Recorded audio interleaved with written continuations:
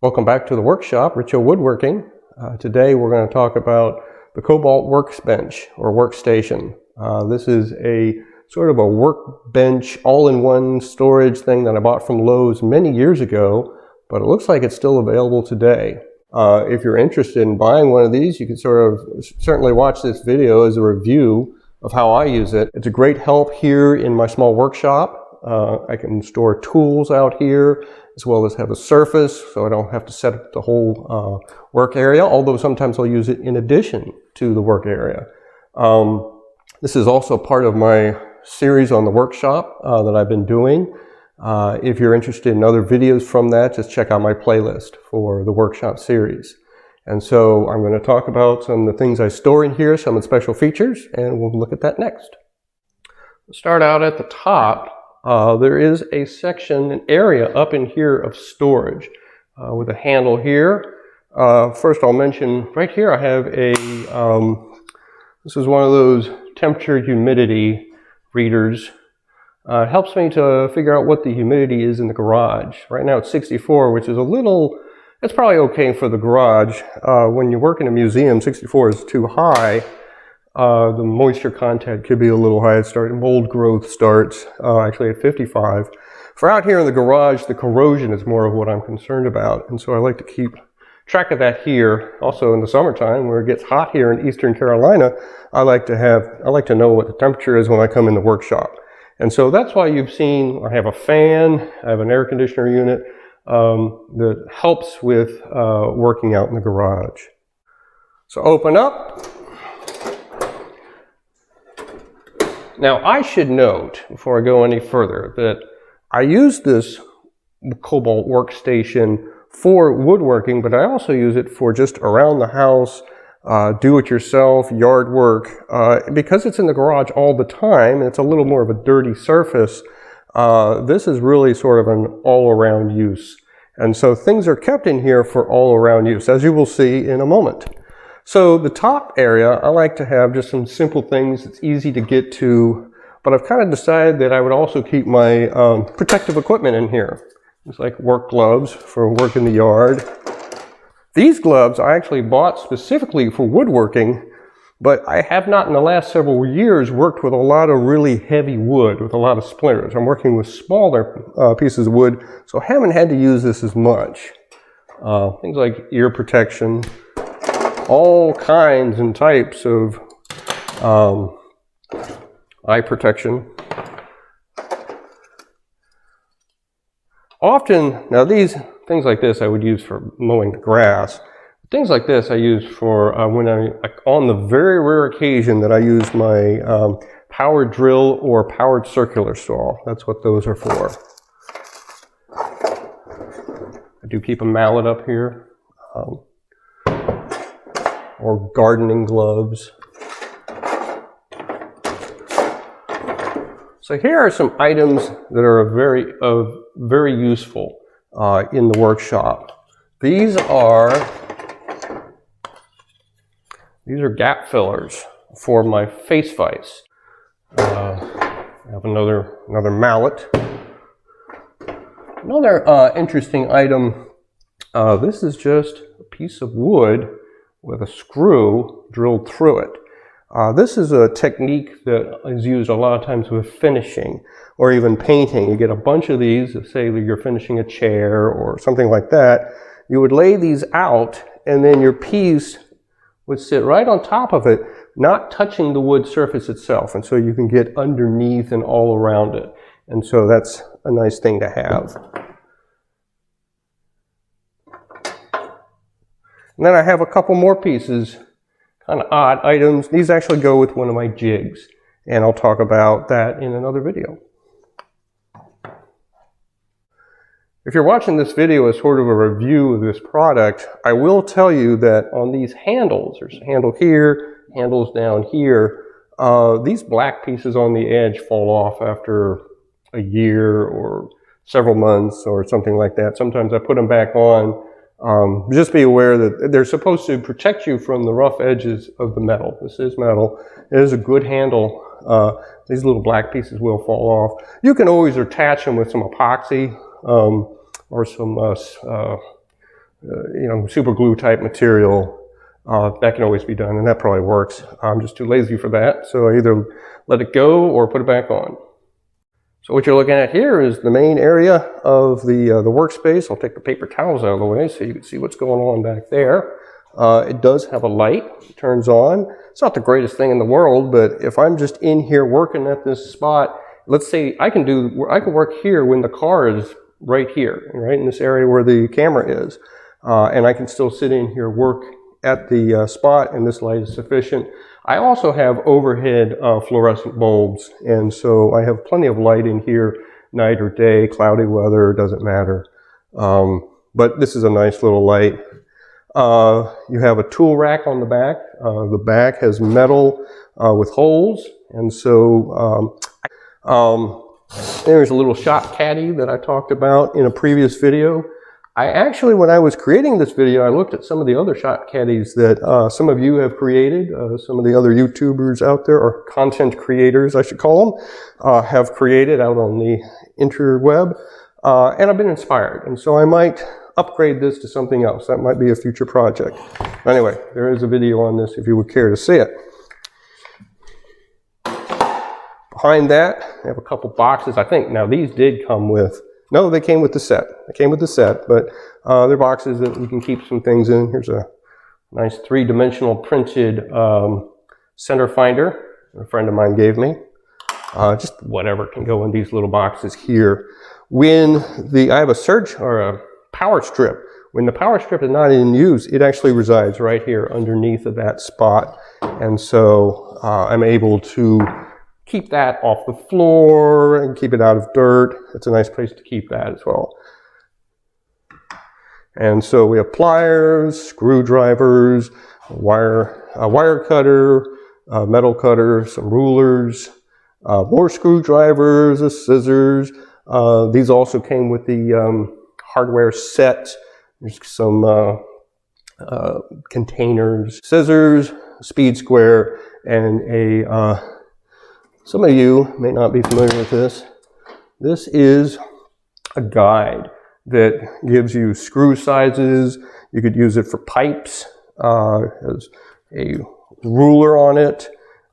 This is for nuts over here. Wire, pipe sizes. Basically, it's a resource that you can use to identify the hardware that you've got or the hardware that you need, and so it's a great thing. I bought this at a small hardware store, or maybe Lowe's, or Home Depot, who knows, but you can find them different places. This one is plastic. It will wear out pretty fast. Mine hasn't, but I have one at work that is, some of these nut pieces have already come off because some people were a little rough with them, but they also come in metal if you can find one. Moving along, back here in the back, I have a small box that I keep. These have just small pieces of wood that I could use for projects. It's small pieces of pine, poplar, oak, birch plywood, and it's a great place to keep them. It's on the bench nearby. This is just a current project I'm working on right now. This is going to be a soap box or a soap dish for some artist soap for my painting. I have done this before for my whetstone, my oil whetstone. And it's just using a mortise chisel, working through the wood to get down, and then it works out fine. Power packs and batteries for Kobalt work tools from the 24 volt max series. I have several of those. This is where I keep two of the batteries. The other one is kept in the house. So the work surface for this is just that particle board, basic particle board. Some of these benches did come with a maple top, or maybe not maple, maybe something else. I can't remember.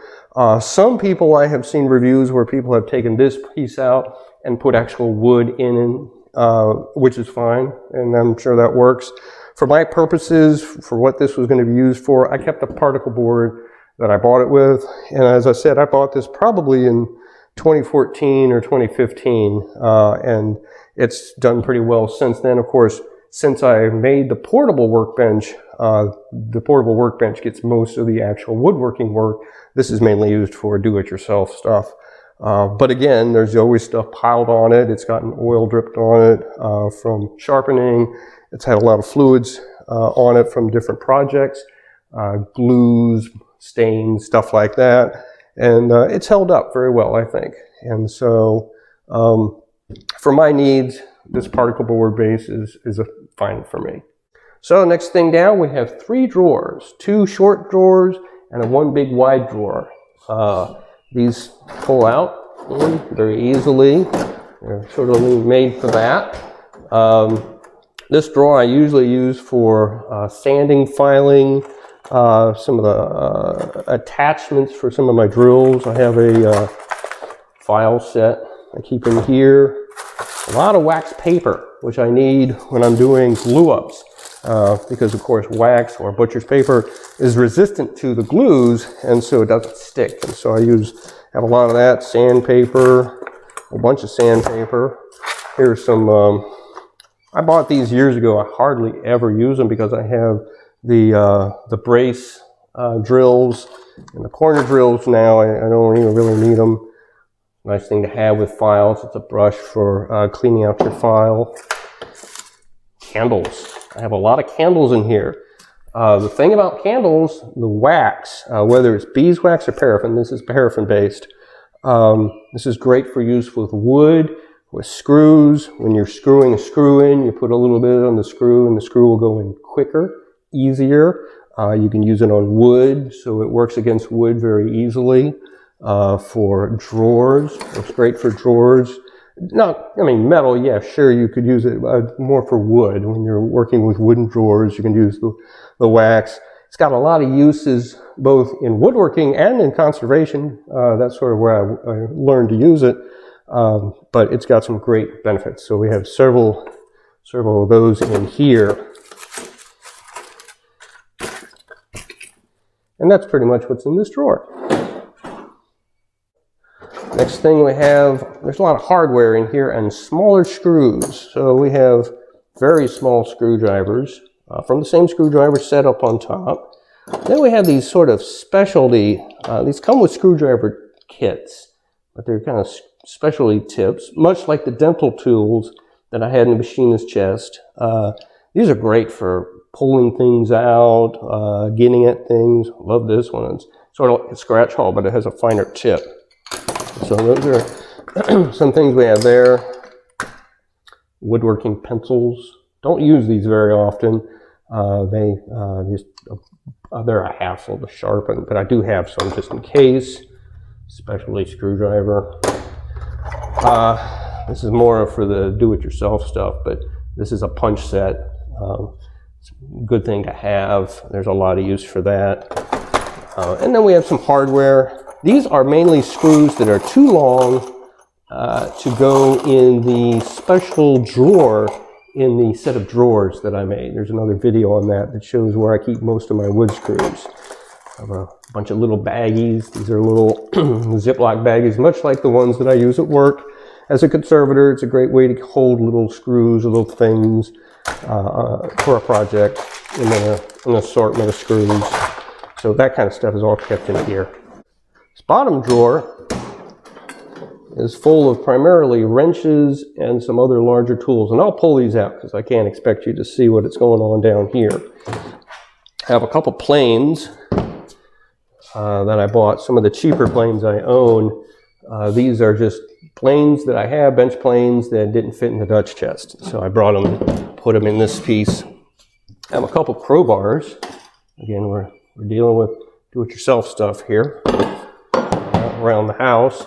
This is a saw set, keyhole saw, flush saw, and a metal sort of small hacksaw.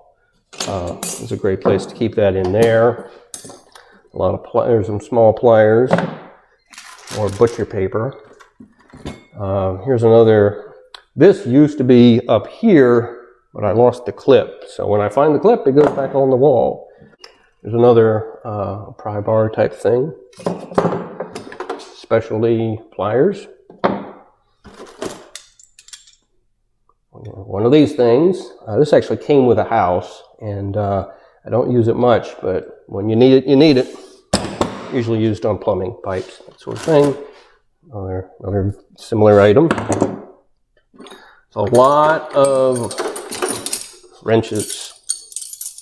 This is machinist wrenches. Some of these I got from a family member. There's an antique tool, an antique Yankee screwdriver. The nice thing about this one is it's got tips in the top. So, unscrew the top off. Comes off. You've got all the little tips inside. That's a nice little feature. This gets used every so often, usually for starting a hole, especially smaller holes. But it does have a countersink bit in it. Another adjustable wrenches. It's a great place. Again, this is do-it-yourself stuff, not necessarily woodworking. And then some of these, again, do-it-yourself stuff.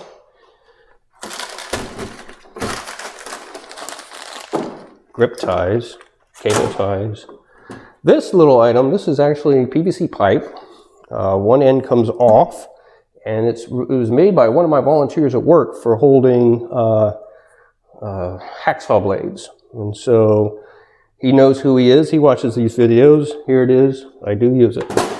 So, and that's what's in that drawer. So down below, we have a layer down here. And we have a lot of different things that could be kept down there. Some of the toolboxes I bought when I first started out are kept down there. We have a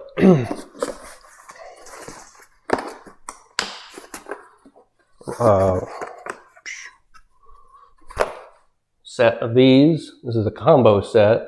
It's not the fanciest thing in the world, but for my needs, it's all I need and all I will ever need. I do use the socket wrenches. It has screwdriver parts as well. I don't use those as much, but it's a great thing to have, and it does get used. And it's kept down there. I also have a screwdriver set. The amount of dust on here, you can tell it's not used as often as maybe it used to be. But that's kept down there as well. The rest of the items down there, I will talk about in at a further time. These are jigs and workshop helps that I use in the workshop, and that includes what's inside the toolboxes. And so I'll show those later time. So over here on the side of the workbench, there's a power strip. Now the workbench itself has a plug that goes into an outlet. The white plug that you see on this power strip belongs to the light that is on the side that we showed earlier. If you choose not to use that light, then it won't take up one of the 4 available outlets. On my power strip, you see the white one is for that light, and then the other 2 are being used currently by the battery chargers. And actually that additional plug is often used for the fan or a light or whatever I need it for. Down below, you can see some hooks. The hooks are used for various reasons, sometimes for hanging rags or cloths that are being used. Down below I have a funnel and a squeegee. The funnel over on the right, squeegee over on the left. And this is just a convenient place to hold these things for use in the garage for various projects, not necessarily woodworking specific.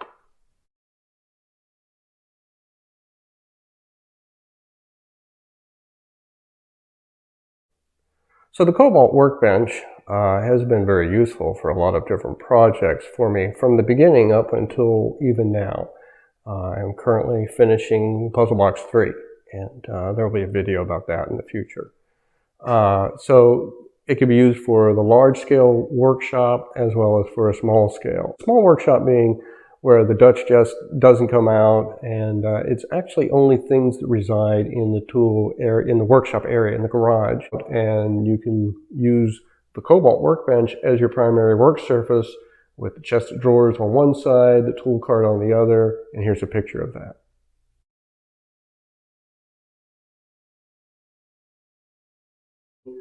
This is not an endorsement for Lowe's or Kobalt. This is just my own review of this workstation and how it's helped me.